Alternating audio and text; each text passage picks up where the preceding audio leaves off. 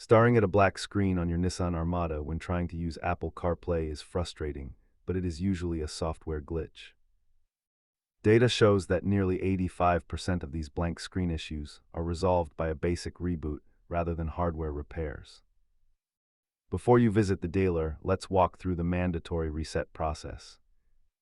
Start by unplugging your phone and performing a hard reboot of the head unit by holding the power button until it cycles.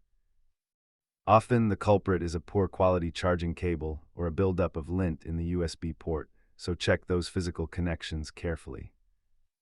Most users find success with these simple steps, but if the screen remains black, you may need a dealer-level firmware update. As seen here, faulty cables are the most frequent cause of connection drops, followed by minor software glitches. If you're still stuck, perform a full factory reset through the head unit settings, but remember this will erase your saved stations.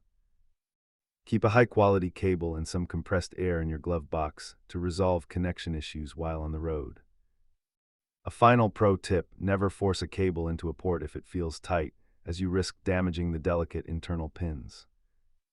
If these steps did not restore your screen, reach out to your local dealer for a potential firmware update. Thanks for watching.